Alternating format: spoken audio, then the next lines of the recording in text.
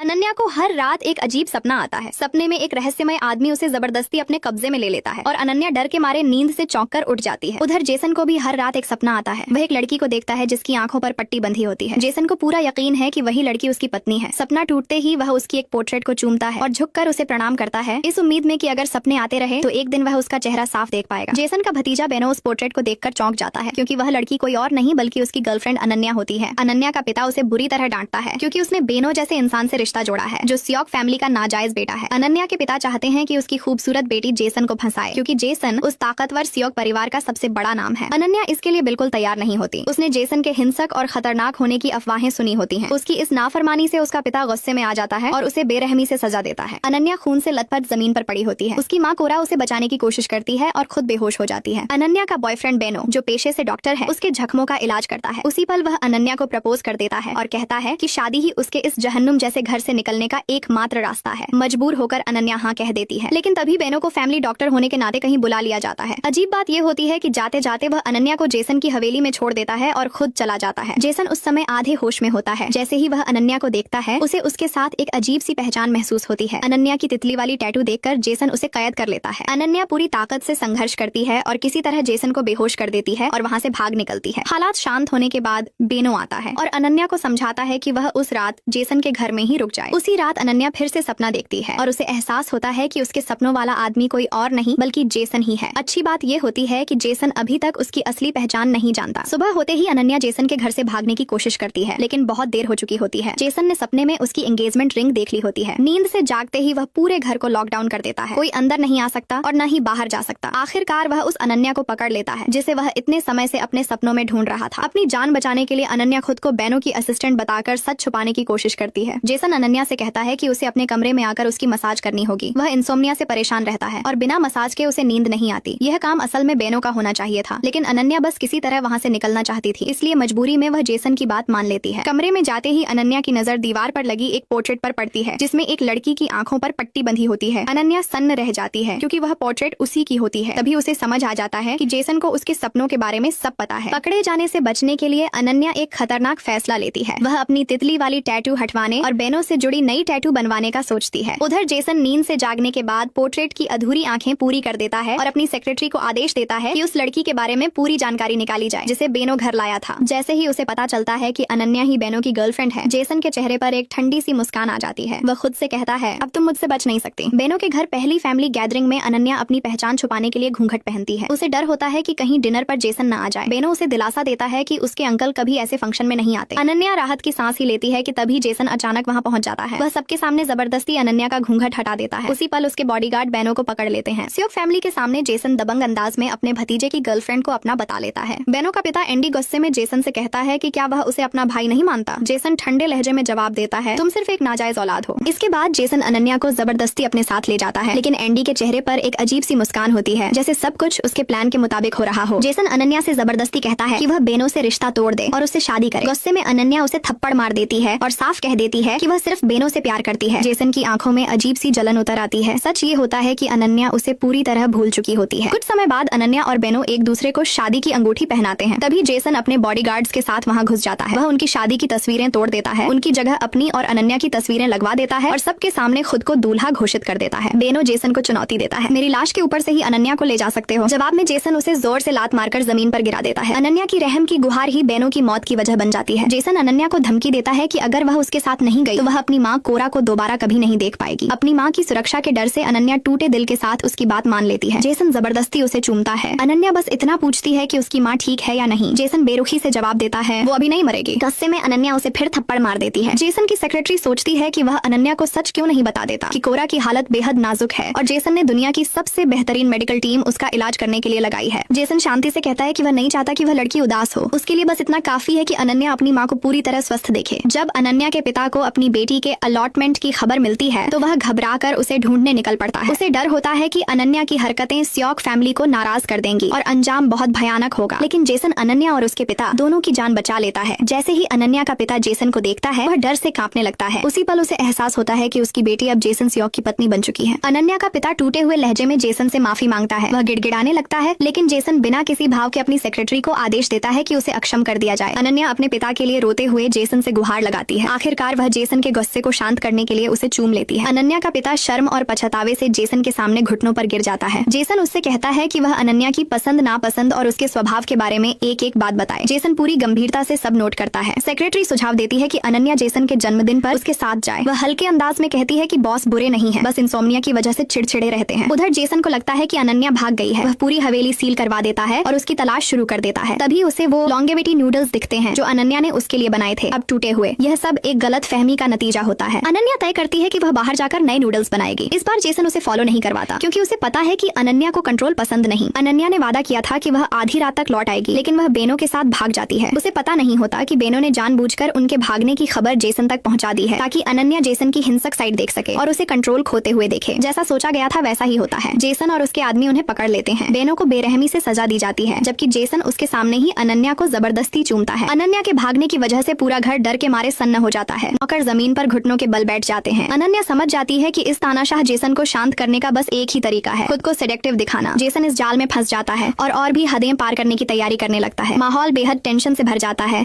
तभी अचानक एक केक अंदर लाया जाता है। वह केक अनन्या ने खुद बनाया होता है। वह चालाकी से केक जेसन के चेहरे पर लगा देती है। दोनों के बीच एक ऐसा चुंबन होता है जिसमें क्रीम भी घुल जाती है। माहौल अजीब और बेहद अस्पष्ट हो जाता है। उसी पल अनन्या स्थिति को और बिगड़ने से रोक देती है और वहाँ से चली जाती है। जब उसे बेनो की हालत के बारे में पता चलता है तो वह बेहद घबरा जाती है। वह भेष बदलकर बेनो से मिलने जाती है और उससे दोबारा भागने का गंभीर प्रस्ताव रखती है। लेकिन इस बार बेनो एक और भी खतरनाक प्लान बताता है। अनन्या को सियोक ग्रुप की ऑफिशियल सील चुरानी होगी। वह कसम खाकर कहता है कि किसी को कोई नुकसान नहीं होगा। अनन्या कुछ पल हिचकती है लेकिन आखिरकार मान जाती है। जेसन को पहले से पता होता है कि अनन्या बेनो से मिल चुकी है, लेकिन उसे फर्क नहीं पड़ता। उसने मन ही मन तय कर लिया होता है कि यह उनकी आखिरी मुलाकात होगी। वह बेनो को जल्द ही विदेश भेजने वाला होता है। इसी बीच जेसन अनन्या को एक बुटीक ले जाता है ताकि उनकी तुरंत होने वाली मैरिज रजिस्ट्रेशन के लिए वह ड्रेस चुन सके। कानूनी तौर पर शादी हो जाने के बावजूद वे अलग अलग कमरों में सोते हैं, लेकिन उनके सपनों में वे अब भी एक दूसरे से मिलते रहते हैं। एक दिन जेसन गलती से अनन्या की नई टैटू देख लेता है। गुस्से में आकर वह उसी रात बेनो को भेजने का फैसला कर लेता है। बेनो की चिंता में अनन्या एक आखिरी दांव खेलती है। वह सीढ़ियों से गिरने का नाटक करती है। यह देखकर जेसन पूरी तरह घबरा जाता है। होश में आने के बाद अनन्या खुद आगे बढ़कर जेसन को चूमती है। वह उसे यकीन दिलाती है कि बेनो उसका अतीत है और वह सिर्फ वर्तमान को संभालना चाहती है। जेसन का पहरा ढीला पड़ जाता है। उसे अंदाजा नहीं होता कि अनन्या का बदला हुआ रवैया सिर्फ बेनो को बचाने के लिए है। उसी रात जब जेसन गहरी नींद में होता है, अनन्या और बेनो चुपचाप सेफ रूम में घुस जाते हैं। वे सियोक ग्रुप की ऑफिशियल सील ढूंढने लगते हैं। पासवर्ड डालते ही वे हैरान रह जाते हैं। वह तारीख होती है जिस दिन अनन्या और जेसन की मैरिज रजिस्ट्रेशन हुई थी। जैसे ही उन्हें लगता है कि वे सफल हो गए हैं, पीछे से जेसन की आवाज गूंजती है। वह वहाँ खड़ा होता है। जेसन उस वक्त गुस्से और टूटे दिल दोनों से जल रहा होता है। उसका दिमाग सिर्फ एक ही सवाल दोहरा रहा होता है, अनन्या मेरे साथ ऐसा कैसे कर सकती है? जैसे ही जेसन आगे बढ़ता है, अनन्या घबरा जाती है। डर के मारे वह पास पड़ा एक छोटा सा चाकू उठा लेती है। वह उसे नुकसान नहीं पहुंचाना चाहती होती, बस हाथ जोड़कर जेसन से कहती है कि वह उसे और बेनो को छोड़ दे। लेकिन तभी बेनो मौका देखकर अनन्या का हाथ पकड़ लेता है और उसी चाकू को जेसन के शरीर में घोंप देता है। जेसन लड़खड़ाता है और जमीन पर गिर जाता है। सेक्रेटरी तुरंत दौड़ कर आता है, हालात संभालता है और अनन्या व बेनो दोनों को कैद करवा देता है। पूरी रात चली सर्जरी के बाद जेसन की जान बच जाती है। सेक्रेटरी अनन्या को आदेश देता है कि वह जेसन के बेड साइड से कहीं न जाए। इतने भयानक जख्मों के बावजूद जेसन की अनन्या के लिए चाहत और ज्यादा गहरी हो जाती है। अस्पताल के बेड पर पड़ा वह आदमी अचानक अनन्या को नीचे दबा लेता है और उसे बेरहमी से चूमता है। जैसे ही उसकी नजर फिर से अनन्या की टैटू पर पड़ती है, वह बेकाबू हो जाता है। इस बार वह उसे जोर से काट लेता है, मानो टैटू को मिटा देना चाहता हो। सियोक ग्रुप के कुछ बड़े एग्जीक्यूटिव्स जब वार्ड में आते हैं तो यह नजारा देखकर सन्न रह जाते हैं और बिना कुछ कहे चुपचाप निकल जाते हैं। सेक्रेटरी, जो अपनी जान से ज्यादा जेसन के वफादार होता है, उससे सच देखने की गुहार लगाता है। उसे अनन्या की हरकतों से नफरत होने लगती है क्योंकि उसने बार बार उसके बॉस को नुकसान पहुंचाया है। फिर भी वह निराश होकर कहता है कि जेसन सिर्फ अनन्या से एक तरफा प्यार करता है। वह अनन्या को 1 महीना देने का सुझाव देता है। अगर इस दौरान वह जेसन से प्यार नहीं कर पाती तो उसे आजादी दे दी जाए। उसी दौरान सेक्रेटरी जेसन को बताता है कि बेनो को किसी रहस्यमय ताकत ने बचा लिया है, लेकिन जेसन सब समझ चुका होता है। उसे पता होता है कि उसके अपने परिवार के कई लोग उसकी मौत की साजिश रच रहे हैं ताकि सियोक ग्रुप पर कब्जा किया जा सके। वह यह भी जानता है कि यह सब कुछ 20 साल पहले उसके पिता की मौत से जुड़ा हुआ है। जो एग्जीक्यूटिव्स अस्पताल आए थे, वे भी उसी रहस्यमय ताकत का हिस्सा थे। उनका मकसद बस यह देखना था कि जेसन जिंदा है या नहीं, ताकि वे अगला कदम तय कर सकें। इसी बीच जेसन की माँ मैंडी खुद अनन्या से संपर्क करती है। वह सच्चे दिल से उसे जेसन के अतीत के बारे में बताती है। वह कहती है कि जेसन का चिड़चिड़ापन उसकी फितरत नहीं है, बल्कि उन भयानक घटनाओं का नतीजा है जो उसने जिंदगी में झेली है। मैंडी चाहती है कि अनन्या जेसन के साथ थोड़ा और समय बिताए, लेकिन अनन्या साफ इनकार कर देती है। ठंडे लहजे में वह कहती है कि जेसन ने एक बार उसकी माँ की जान लेने की धमकी दी थी और यह बात वह कभी माफ नहीं कर सकती। मंडी पूरी तरह चौंक जाती है। उसे यकीन ही नहीं होता कि उसका बेटा ऐसा कर सकता है। वह अनन्या को समझाने की कोशिश करती है। कभी कभी जो हम सुनते हैं वह पूरी सच्चाई नहीं होती। सबसे जरूरी यह है कि तुम देखो जेसन ने असल में किया क्या है। बाद में जब जेसन बेनो से मिलता है तो वह जानबूझकर कमजोर कमजोर बनने का नाटक करता है और अचानक अनन्या पर गिर पड़ता है। ये देखकर बेनो बुरी तरह भड़क जाता है और गुस्से में वहाँ से चला जाता है। लेकिन थोड़ी देर बाद उसे एक चौंकाने वाली खबर मिलती है, कोरा उसी अस्पताल में भर्ती है। बेनो तुरंत अनन्या को ढूंढता है और घबराए हुए अंदाज में बताता है कि कोरा लगभग मर चुकी थी, उसी ने उसकी जान बचाई है और उसका बोन मैरो ट्रांसप्लांट किया है। ये सुनकर अनन्या को यकीन नहीं होता, उसके मन में शक और उलझन भर जाती है। गुस्से में बेनो चिल्ला उठता है, उस राक्षस पर तुम कैसे भरोसा कर सकती हो। तभी अनन्या की नजर बेनो के हाथ पर लगे जख्मों पर जाती है। बेनो कहता है कि ये जख्म जेसन ने दिए हैं। उसकी बातें और ज्यादा उग्र और भावुक होती जाती हैं और धीरे धीरे अनन्या का दिल डगमगाने लगता है। इसी मौके का फायदा उठाकर बेनो जेब से दवा की एक बोतल निकालता है। उसकी आंखों में अजीब सी काली चमक होती है। वह धीमी आवाज में कहता है, ये जेसन को दे देना, और जब वक्त आएगा उसके शब्द अधूरे रह जाते हैं। हवा में एक खतरनाक सन्नाटा छा जाता है। बेनो अनन्या से कहता है, मैं तुम्हें और कोरा को यहाँ से दूर ले चलूंगा। लेकिन अनन्या को पता नहीं होता कि जेसन पहले ही अपनी सारी संपत्ति, यहाँ तक कि पूरा स्योक ग्रुप भी उसके नाम ट्रांसफर कर चुका है। जेसन उस आदमी पर पूरा भरोसा करता है और जैसे ही वह अनन्या के हाथ की बनाई खिचड़ी पॉरेज पीने वाला होता है, अनन्या घबरा जाती है और जानबूझकर कटोरी गिरा देती है। यही पल जेसन को भी एहसास दिला देता है कि उस खाने में कुछ गड़बड़ थी। अनन्या गुस्से में उस पर आरोप लगाने लगती है। जेसन इतना भड़क जाता है कि अचानक उसे खून की खांसी आने लगती है। उधर बेनो डॉक्टरों की एक टीम को जेसन के कमरे की तरफ भागते देखता है। वह मान लेता है कि अनन्या ने जेसन को दवा दे दी है और अब उसका प्लान सफल हो गया है। वह अनन्या को लेकर भागने की तैयारी करता है, लेकिन सच्चाई यह होती है कि अनन्या के दिल में अब जेसन के लिए सच्चे एहसास पैदा हो चुके होते हैं, भले ही वह खुद इसे मानने से इनकार करती हो। जेसन की हालत देखकर वह बुरी तरह घबरा जाती है। उसकी यह बेचैनी बेनो को अंदर तक जला देती है। तभी अनन्या को पता चलता है कि बेनो के हाथ की चोट नकली है। अगले ही पल अनन्या को बेहोश कर दिया जाता है। जब उसकी आंख खुलती है तो सच्चाई सामने होती है। उसे बेनो और उसके पिता टोनी ने किडनैप किया है। दोनों ने मास्क पहन रखे होते हैं। टोनी बेरहमी से अनन्या को पीटता है और उसे मजबूर करता है कि वह जेसन को फंसाकर यहाँ बुलाए। पास ही कोरा बेहोशी की हालत में पड़ी होती है। बेनो अंदर से टूट जाता है, लेकिन अपने पिता के आदेश के आगे मजबूर होता है। वह खामोशी से अनन्या को चोट खाते हुए देखता रहता है। जैसे ही जेसन वहाँ पहुँचता है, टोनी और बेनो समझ जाते हैं कि अब वह पूरी तरह उनके जाल में फंस चुका है। अनन्या की जान के बदले जेसन को कई बार चाकू मारा जाता है। बेनो इस मौके पर अपना सारा गुस्सा उस पर निकालता है। वह शैतानी पिता पुत्र जेसन से मांग करते हैं कि वह आत्महत्या कर ले, तभी वे अनन्या को छोड़ेंगे। जेसन बिना हिचक मान जाता है। टोनी को लगता है कि वह जीत चुका है, इसलिए वह अनन्या की जान की परवाह किए बिना पूरे इलाके में आग लगा देता है। उसका इरादा साफ होता है, आज रात वहाँ मौजूद हर इंसान मरेगा सिवाय उसके और उसके बेटे के। बेनो किसी तरह अनन्या और कोरा को बचा लेता है। उसी पल अनन्या के सामने बेनो की असली पहचान पूरी तरह उजागर हो जाती है। उसे एहसास होता है कि उसकी फैमिली की जान को धमकी बनाकर उसे इस्तेमाल किया गया। उसी पल अनन्या के दिल में बेनो के लिए बची खुची भावनाएं भी खत्म हो जाती हैं। दोनों का रिश्ता वहीं टूट जाता है हमेशा के लिए। अनन्या फिर जलती हुई जगह के अंदर लौटती है और जेसन के पास बेहोश होकर गिर जाती है। लेकिन जेसन किसी चमत्कार से उठ खड़ा होता है, मानो सुपरमैन हो। वह अनन्या को बचाकर बाहर ले आता है। दोनों जिंदा बच जाते हैं और धीरे धीरे ठीक होने लगते हैं। इसके बाद जेसन जानबूझकर यह खबर फैला देता है कि वह मरने वाला है। यह एक चाल होती है ताकि स्योक ग्रुप के अंदर छुपे सारे गद्दार बाहर आ जाएं। जैसे ही टोनी और बेनो को लगता है कि अब सब कुछ उनके कंट्रोल में है, जेसन अचानक सामने आ जाता है। एक ही झटके में वह पूरा गेम पलट देता है और सभी बागियों को दबोच लेता है। उसी वक्त अनन्या भी वहाँ पहुँचती है। वह ठंडे चेहरे के साथ एक फाइल बेनो के सामने फेंकती है। उस फाइल में सच्चाई होती है, अनन्या और बेनो की मुलाकात कोई इत्तेफाक नहीं बल्कि पूरी तरह प्लान किया हुआ स्कैम था। बेनो को पहले से पता था कि जेसन अपने सपनों में एक तितली टैटू वाली लड़की को देखता है। इसी वजह से उसने जानबूझकर पहले अनन्या के करीब जाने का प्लान बनाया ताकि उसे जेसन को ब्लैकमेल करने के लिए इस्तेमाल किया जा सके। सच सामने आते ही पुलिस टोनी को गिरफ्तार कर लेती है। वही असली गुनहगार होता है जिसने सालों पहले जेसन के पिता की मौत की साजिश रची थी। जेसन बेनो को भी परिवार से पूरी तरह बाहर निकाल देता है। लेकिन चालाक बेनो जाते जाते अनन्या से एक आखिरी बात कहता है, कोरा को बचाने के लिए सिर्फ मेरा बोन मैरो ही काम आएगा। अगर तुम अपनी माँ को जिंदा देखना चाहती हो तो तुम्हें मेरे साथ भागना ही होगा। उसकी बात हवा में जहर की तरह फैल जाती है और अनन्या फिर एक नामुमकिन फैसले के सामने खड़ी रह जाती है। अनन्या बस इतना चाहती थी कि बेनो उसकी जिंदगी से बाहर चला जाए, लेकिन उसे अंदाजा नहीं था कि वह आदमी उसे ही नशा देकर धोखा देगा। किसी तरह अनन्या उसे बेहोश कर देती है और वहाँ से भाग निकलती है। भागते हुए उसकी मुलाकात जेसन से होती है। जलन से भरे जेसन ने उससे पूछा, तुम्हें पता है तुम किसके साथ खेल रही हो? अनन्या का जवाब जेसन को पसंद आ जाता है। उस रात दोनों के बीच गहरी नजदीकियां बढ़ जाती हैं और वे एक भावनाओं से भरी रात साथ बिताते हैं। कुछ समय बाद अनन्या को एक और बड़ा सच पता चलता है। उसकी माँ कोरा को जो बोन मैरो मिला था वह असल में जेसन ने डोनेट किया था। बेनो ने उसे एक बार फिर धोखा दिया था। इस बार अनन्या ने तय कर लिया, अब कोई माफी नहीं। एक रात अनन्या और जेसन सपने में मिलते हैं। वे एक बड़े से पेड़ के पास पहुँचते हैं, वही जगह जहाँ वे कभी अपने बच्चों से मिले थे और जहाँ उन्हें वो ब्रेसलेट मिला था। नींद से जागने के बाद दोनों एक दूसरे के लिए और भी करीब महसूस करते हैं। जेसन आधिकारिक तौर पर अनन्या को प्रपोज करता है। दोनों की शानदार भव्य शादी होती है, लेकिन बेनो फिर लौट आता है। वह अनन्या से कहता है कि जेसन मरने वाला है। उसका दावा होता है कि उसने 2 साल पहले जेसन को झड़ दिया था और अब सिर्फ उसी के पास उसका एंटीडोट है। घबराई हुई अनन्या बेनो से मिलने जाती है और इस बार खुद किडनैप हो जाती है। जब जेसन वहाँ पहुँचता है तो अनन्या उससे कहती है कि अभी भी रुक जाए। वह वादा करती है कि आखिरी बार वह बेनो के लिए रहम की भीख मांग लेगी, लेकिन इससे पहले कुछ हो पाता बेनो को गोली मार दी जाती है। जेसन अनन्या को बताता है कि जो झड़ बेनो की बात कर रहा था वह कब का ठीक हो चुका है और फिर वह शांति से कहता है, तुम ही मेरी असली दवा हो।